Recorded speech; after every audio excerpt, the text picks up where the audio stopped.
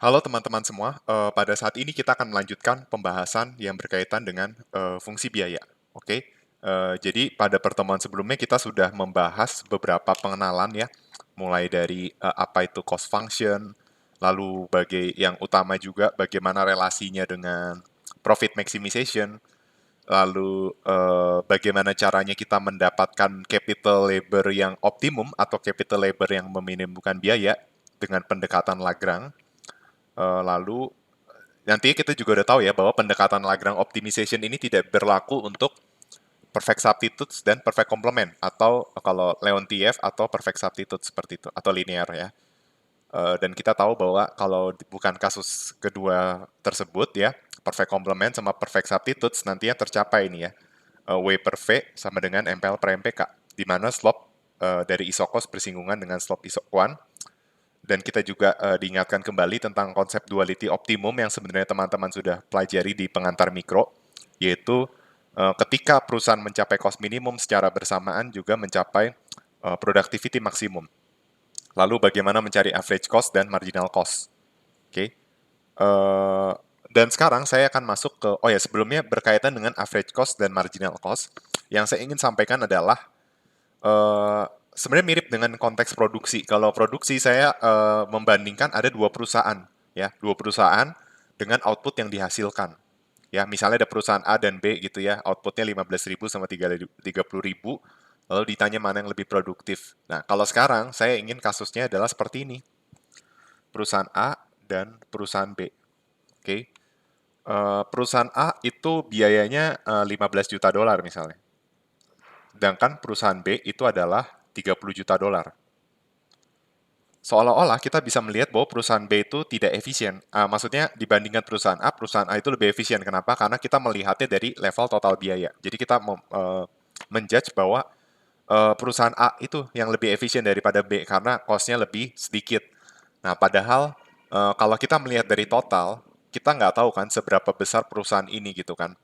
Jadi sebenarnya nggak bisa kita menilai bahwa perusahaan A itu lebih meminimumkan biaya daripada perusahaan B. Karena bisa aja perusahaan B itu lebih besar biayanya, tetapi output yang dihasilkan kan juga lebih besar. Nah, berarti harus dilihat dari level rata-rata atau average cost. Gitu.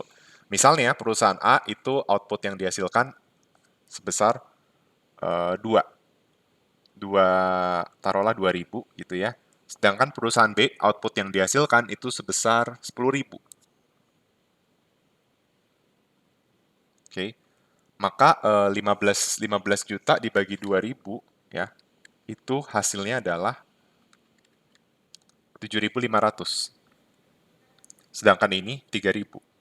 Jadi kita bisa dapat kesimpulan bahwa average cost di perusahaan A itu sebesar 7.500, sedangkan average cost di perusahaan B itu sebesar 3.000. Berarti dalam konteks ini kita bisa bilang bahwa perusahaan B lebih meminimumkan biaya karena untuk satu unit barang, perusahaan B hanya memerlukan 3.000 dolar, sedangkan perusahaan A membutuhkan 7.500 dolar.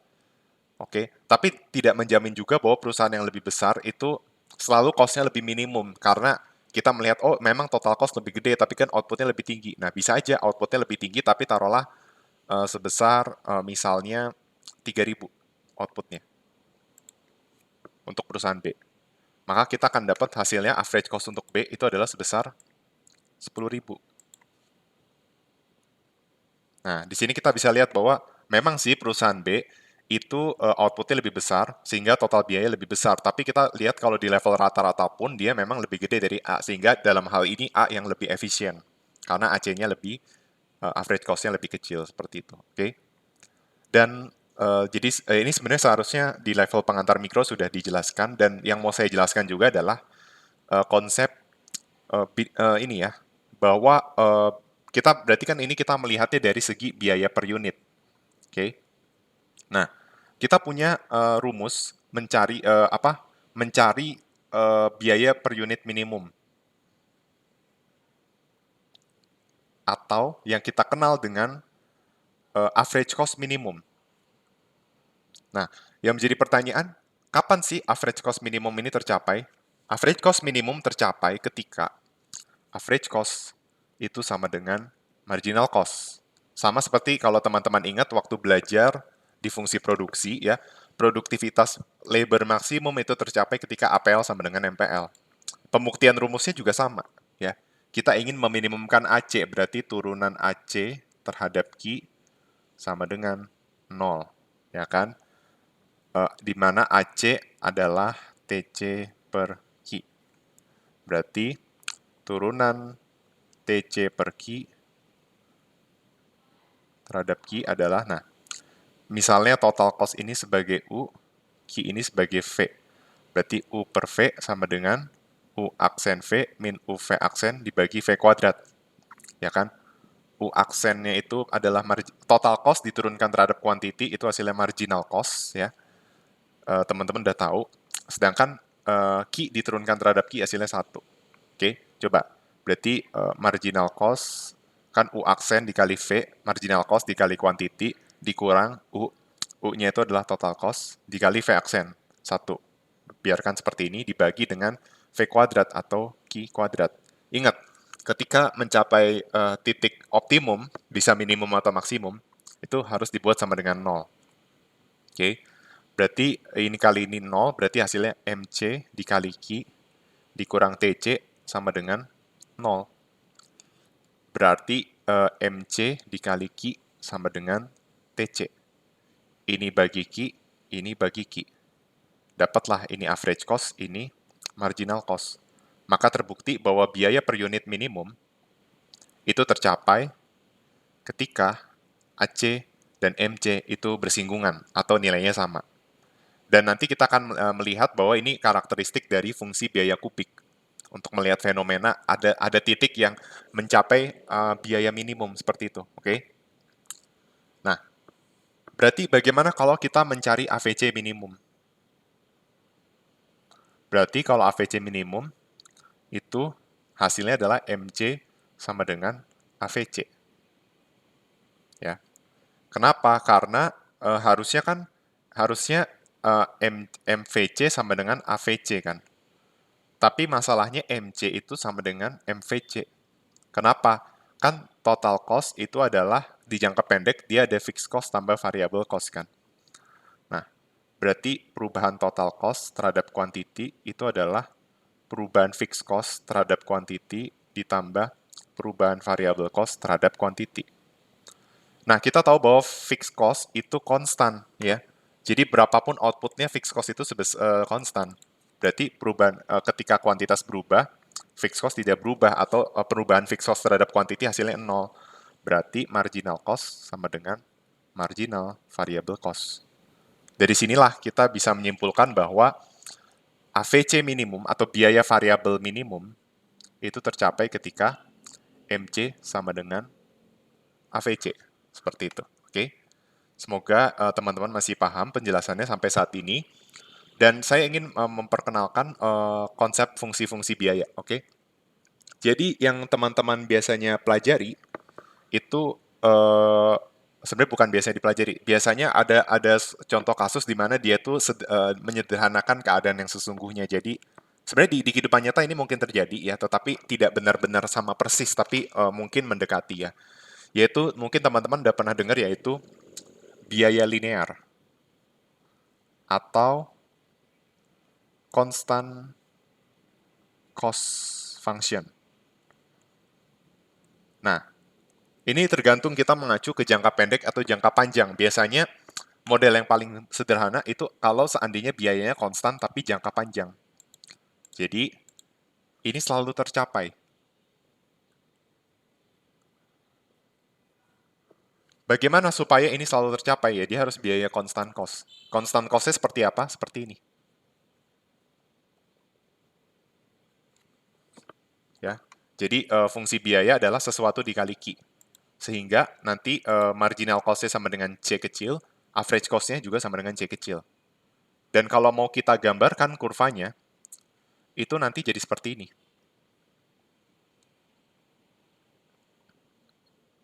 Ya.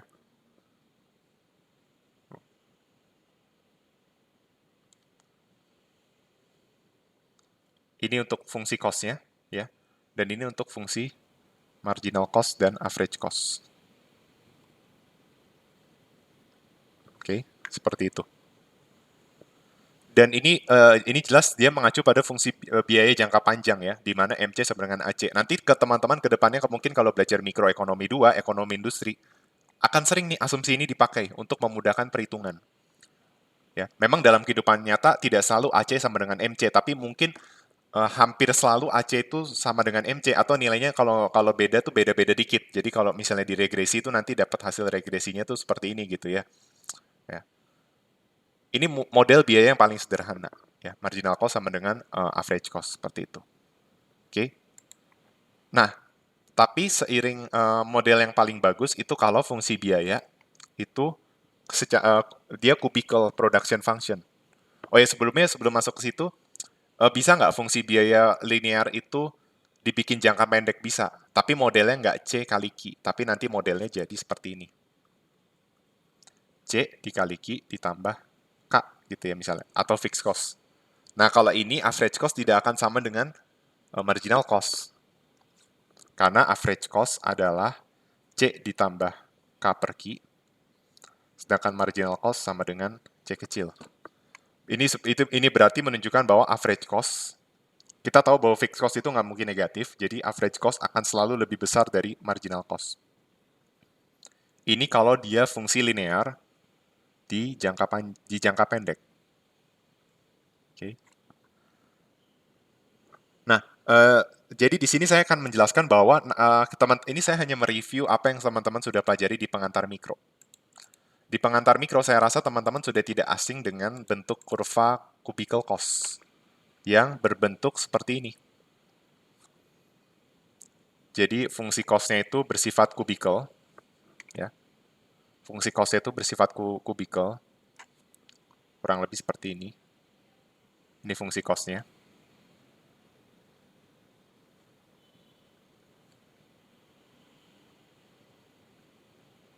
Maaf, ntar kehapus nih.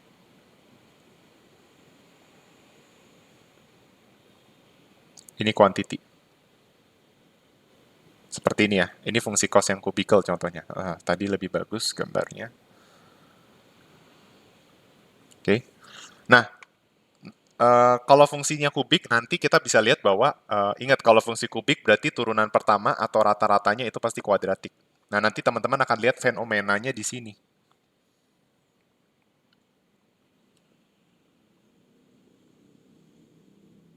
Ya, di average cost dan marginal cost-nya.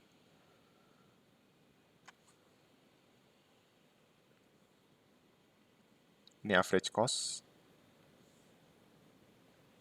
Ini marginal cost.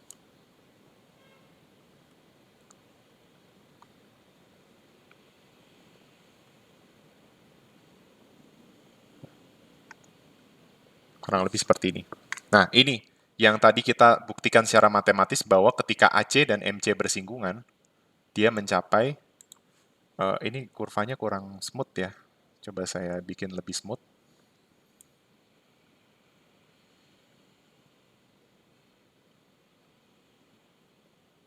Nah, seperti ini.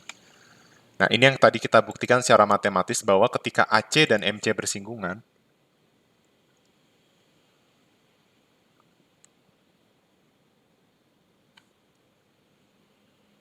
ini mencapai AC minimum atau biaya per unit minimum. Ya. Jadi ketika AC sama dengan MC, ini tercapai nih. Oke. Nah, di sini kita bisa menyimpulkan apa yang terjadi jika AC lebih besar dari MC.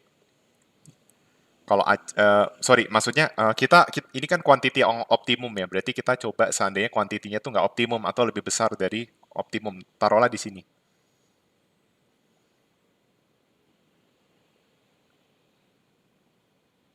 Nah, kita bisa lihat bahwa, ketika ini kan quantity sama dengan Q star gitu ya.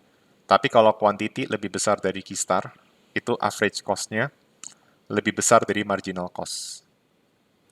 Tapi kalau quantity-nya kurang dari optimum,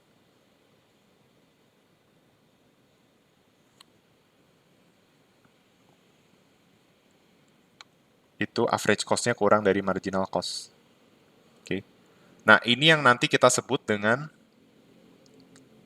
constant return to scale. Yang atas ini kita sebut dengan increasing return to scale. Dan ini kita sebut dengan decreasing return to scale. Oke, seperti ini. Nah, lalu apa saja yang perlu diperhatikan? Yang perlu diperhatikan, kan ini kondisi AC minimum ya. Jadi, kalau misalnya ditanya bagaimana perusahaan mencapai biaya minimum jika kondisinya AC kurang dari MC. Sederhana.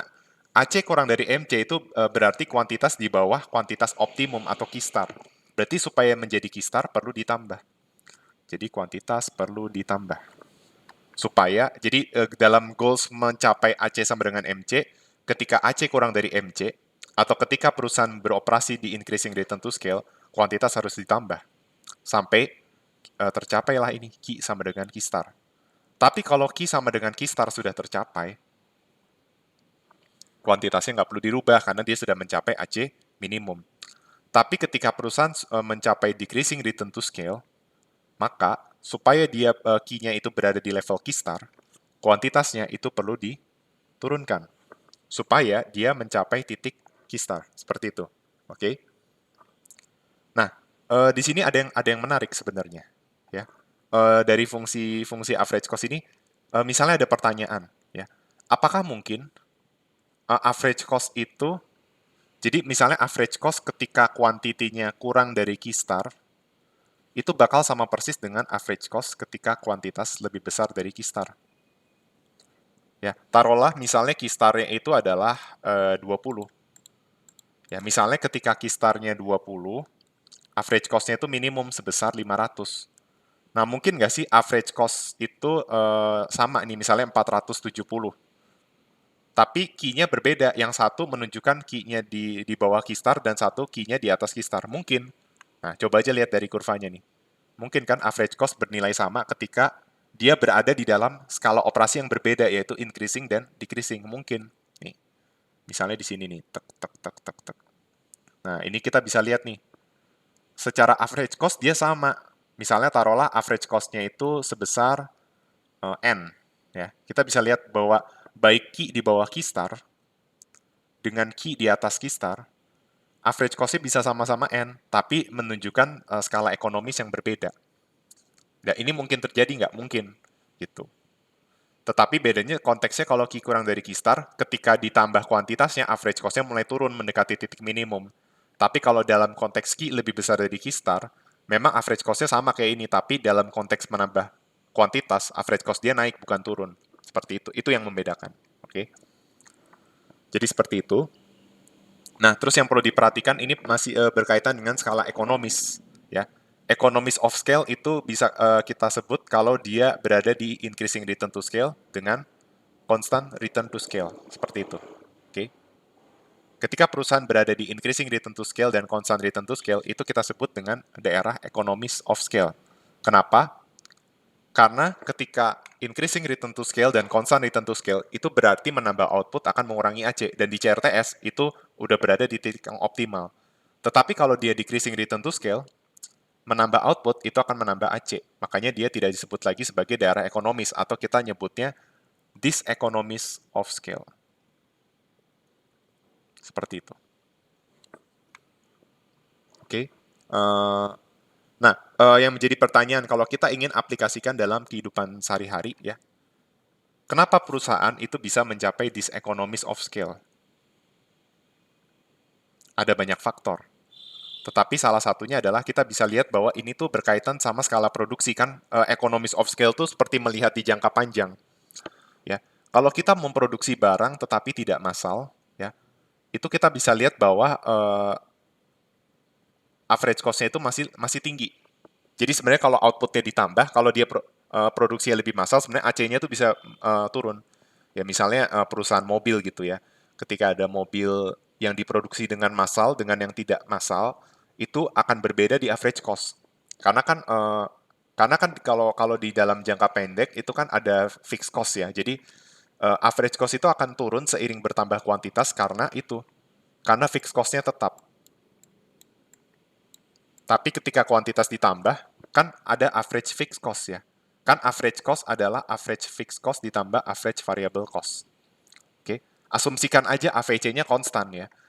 Ketika average fixed cost, jadi ketika fixed cost-nya konstan, kita bisa lihat di AVC. AVC itu VC per Q. FC per key, sorry. FC-nya konstan, key-nya bertambah, berarti AFC turun. Nah, karena AFC turun, misalnya AVC-nya konstan atau misalnya naik sedikit, AC-nya akan turun. Nah, tapi dia akan turun sampai di level sini misalnya. Berarti ini mungkin kalau produksi udah massal, dia di sekitar sini nih. Bahkan optimalnya sampai di Keystart. Nah, tapi kenapa tiba-tiba bisa naik? Kira-kira dalam kehidupan nyata apa nih yang menyebabkan, oh saya produksinya udah massal, tapi kok sekarang jadi naik nih biaya per unitnya?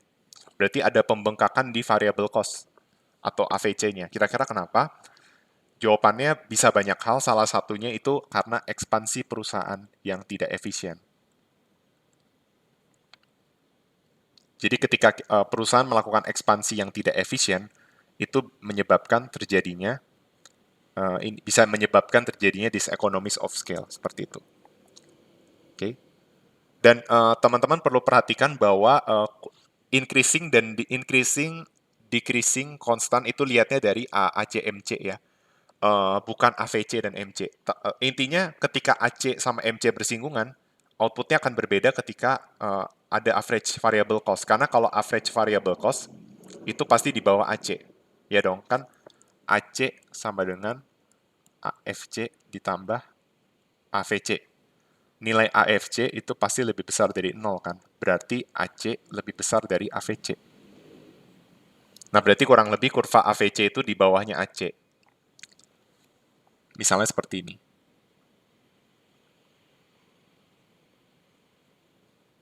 Ya. Jadi ketika AVC dan MC bersinggungan, itu berarti menunjukkan key yang meminimumkan biaya variabel. Tapi berbeda dengan key yang meminimumkan biaya total. Karena ketika AVC dan AC bersinggungan, key-nya itu berbeda. Ya. Dan kalau intinya kalau kita melihatnya dari dua input produksi, ya AVC itu bicara tentang biaya variabel, berarti ini berkaitan dengan labor, tenaga kerja. Kalau average cost, itu berkaitan dengan keseluruhan, termasuk ada input capital di dalamnya. Kalau di jangka pendek, capital itu bersifat fix. Oke? Nah, yang perlu digambarkan juga adalah kurva, karena tadi kita sudah menyinggung tentang fixed cost, maka saya ingin menggambarkan kurva fixed cost dan average fixed cost.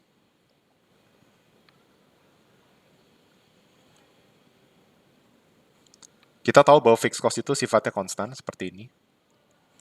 Sedangkan kalau average fixed cost, dia akan seperti ini.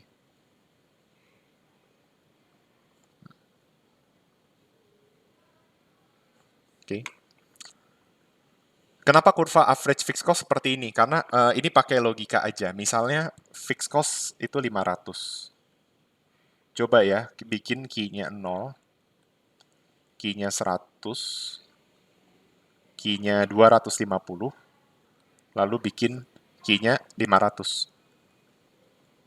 Coba, kita lihat average fixed cost-nya bakal seperti apa. Ketika key-nya 0, average fixed cost-nya itu infinity. Kan average fixed cost adalah fixed cost dibagi quantity kan. Nah, berarti 500 bagi 0, tah hingga. 500 bagi 100, 5. 500 bagi 250, 2. 500 bagi 500, 1. Berarti kita bisa lihat bentuk kurvanya, dia akan terus turun, tapi tidak akan sama dengan 0. Dia hanya bisa sama dengan 0 kalau key-nya infinity, AVC juga akan mendekati 0. Gitu. Ya. Kan konsep limit ya, tidak sama dengan 0, tapi mendekati 0. Oke. Makanya kurvanya jadi seperti ini kalau average fixed cost. Nah, berarti kalau ditanya nih, kapan sih perusahaan itu mencapai, kapan perusahaan mencapai average fixed cost minimum?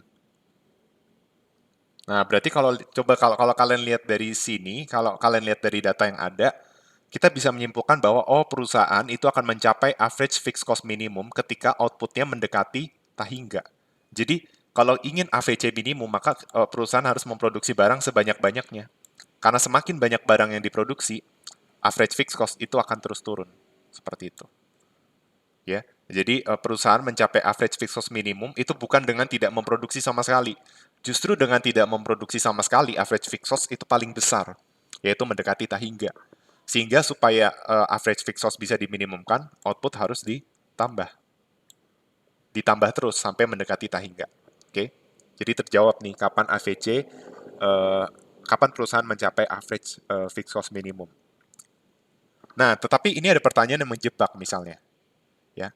Kalau kapan perusahaan mencapai biaya per unit minimum, berarti jawabannya AC sama dengan MC, ya tadi udah dibahas. Kapan perusahaan mencapai biaya variabel minimum? Biaya variabel per unit minimum, berarti jawabannya adalah ketika AVC sama dengan MC. Nah, ini ada pertanyaan yang menarik, yang bisa menjebak kita semua. Kapan perusahaan mencapai total biaya minimum? Nah, ini menarik nih.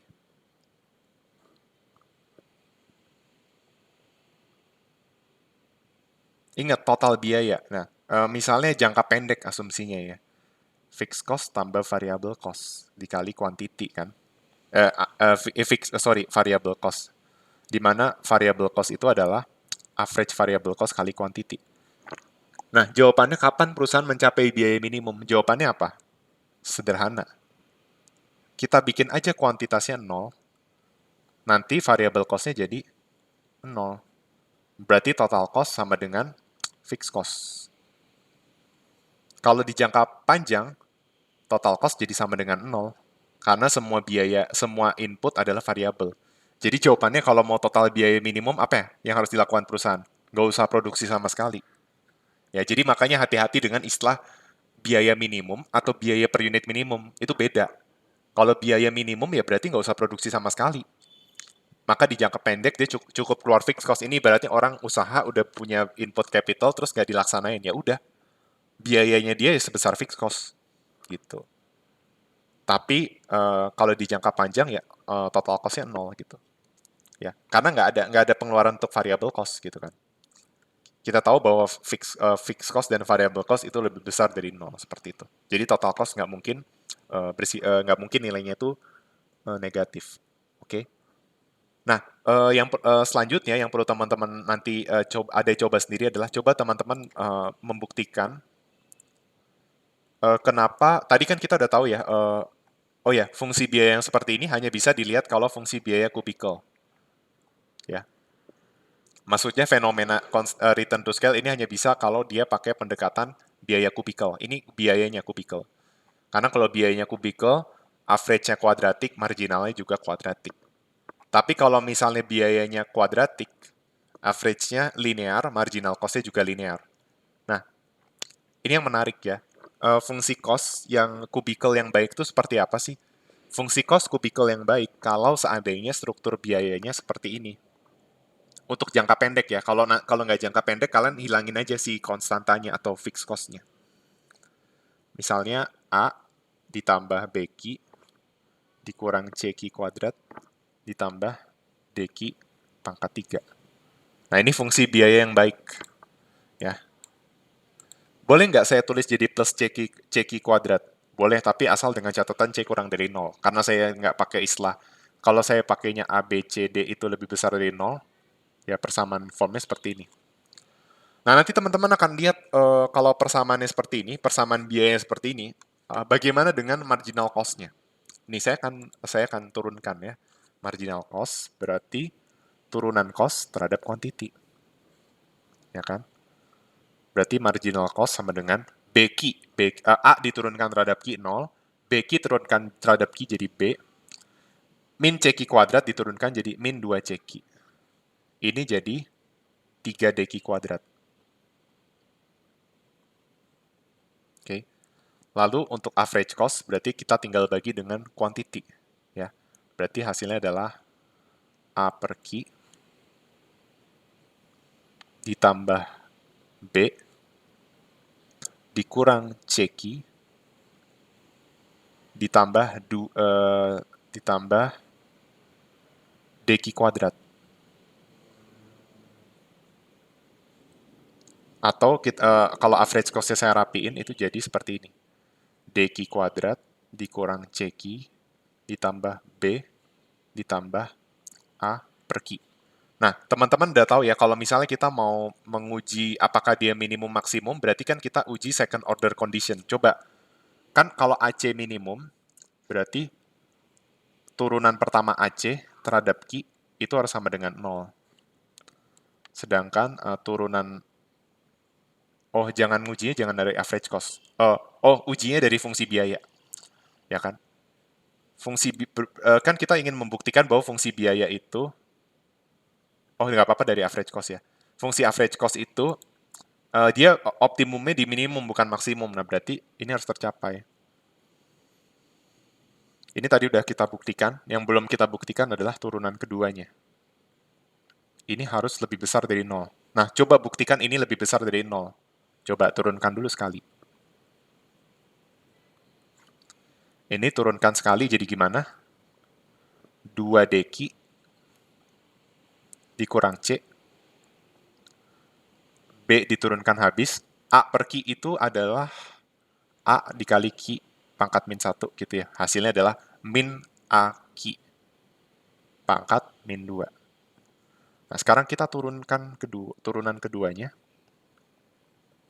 Hasilnya adalah 2D. Ini habis, ini jadi plus min C diturunkan terhadap Q habis.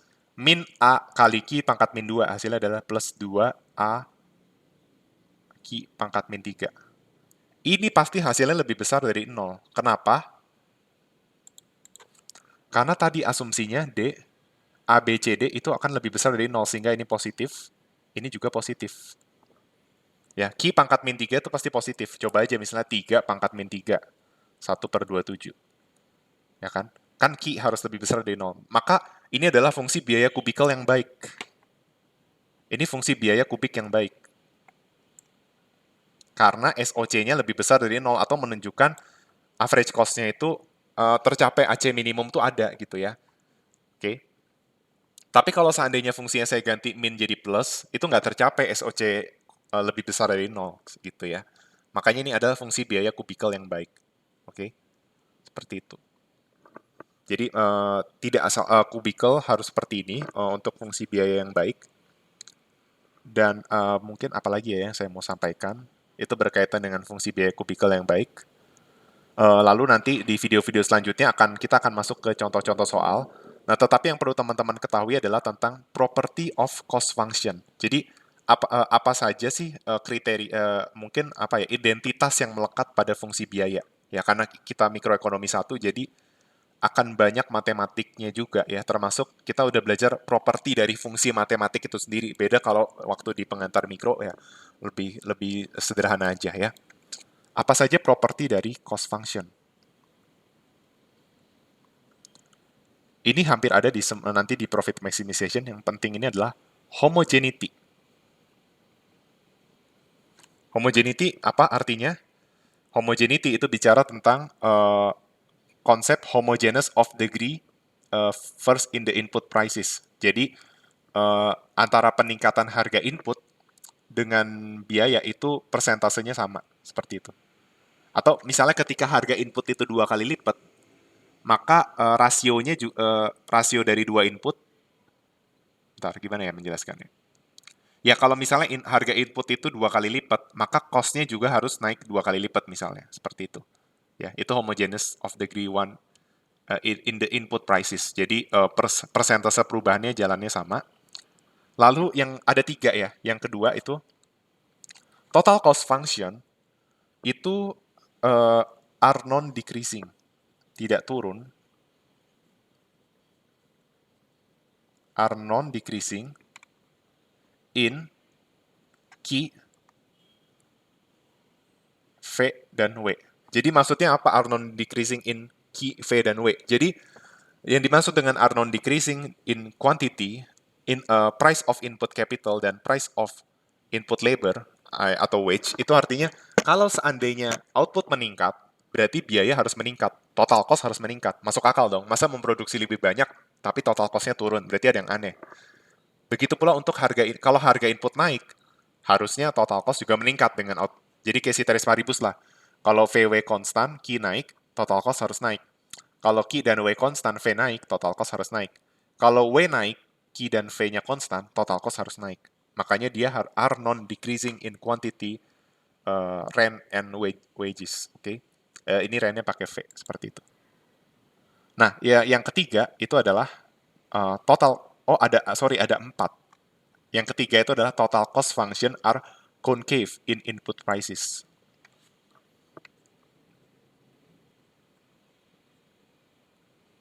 Bedakan fungsi concave dan fungsi convex. Oke.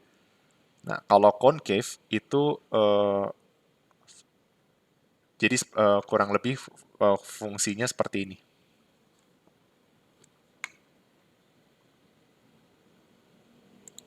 Ya, jadi ini misalnya kita punya fungsi cos bayang-bayang atau pseudo. Ya. Nah, ini adalah fungsi cos yang sesungguhnya.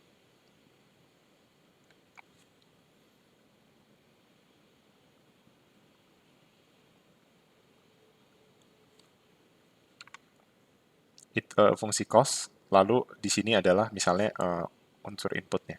Nah, ini yang disebut dengan convex. Concave in input prices. Oke. Okay.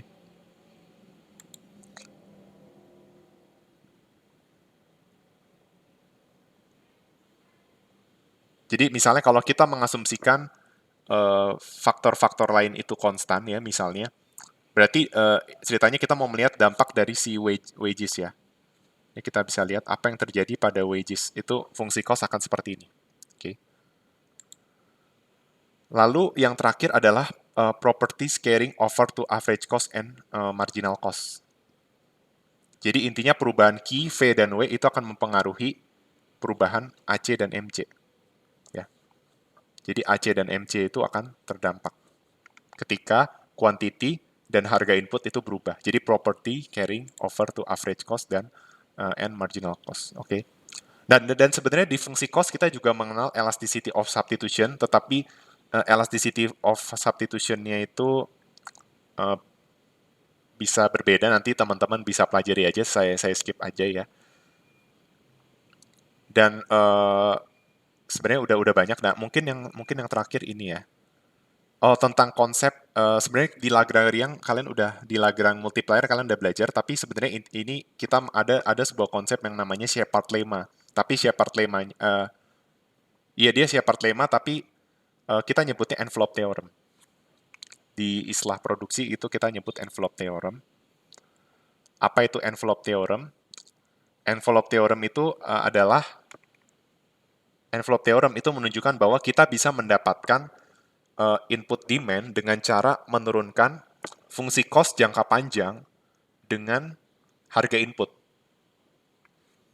Jadi fungsi cost di jangka panjang, misalnya kita turunkan terhadap harga input capital, atau sama seperti kita menurunkan si Lagrange terhadap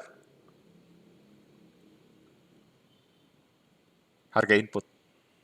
Nanti akan diperoleh hasilnya itu adalah capital, input demand for capital yang terdiri dari variabel V, W, dan Q. Oke, jadi misalnya teman-teman nanti nggak pakai Lagrange, tapi maksudnya gini, misalnya kita udah dapat fungsi cost jangka panjang. Kan kalau kemarin kita belajar bagaimana mendapatkan fungsi cost jangka panjang ketika diketahui fungsi biaya yang VK ditambah WL sama fungsi produksi sebagai constraint, lalu dapat nih fungsi cost jangka panjang. Nah sekarang kita belajar bagaimana dari fungsi cost jangka panjang itu dapat diubah menjadi uh, ini capital demand. Nah, caranya sama kayak konsep dulu waktu di utility kalian belajar, oh saya sudah dapat expenditure minimum, ya kan? Expenditure minimum coba turunkan terhadap harga barang, dapatlah Hicksian demand. Nah, ini kurang lebih sama, ya. Expenditure minimumnya diganti dengan cost jangka panjang, di mana cost jangka panjang itu adalah cost yang sudah meminimumkan biaya. Karena cost jangka panjang itu berarti dia sudah meminimumkan biaya atau capital yang digunakan itu meminimumkan biaya jangka pendek sehingga turunan biaya jangka panjang diturunkan terhadap harga input atau turunan Lagrange terhadap harga input capital itu hasilnya adalah capital demand. Oke. Okay.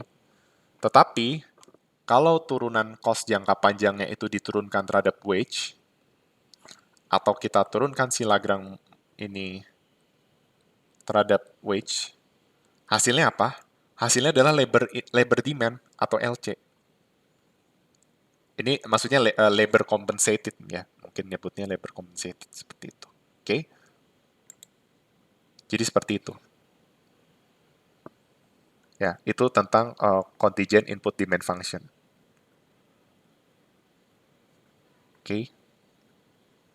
Dan saya ingin mengingatkan lagi bahwa ini menjadi konsep yang penting ya untuk jadi konsep biaya jangka panjang itu adalah ketika ini tuh bisa tercapai. Kan dia sudah punya informasi yang cukup di jangka pendek. Nah, berarti dia mau cari nih di jangka pendek berapa sih capital yang meminimumkan biaya dan itu yang diputuskan di jangka panjang. Oke.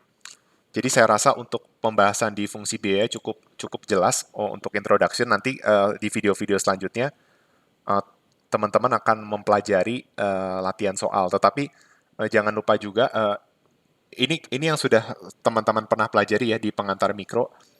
Saya hanya mengkaitkan apa yang tadi sudah dipelajari. Jadi kita belajar tentang konsep ini ya, average cost dan marginal cost. Termasuk ini kurva yang pernah juga teman-teman dapat ya tentang ini LRAC. Ini tolong dipahami juga. Ini ada LRAC. Terus nanti akan ada short run average cost dan short run marginal cost gitu ya. Misalnya ini SRMC, ini SRAC gitu ya. Ini SRMC.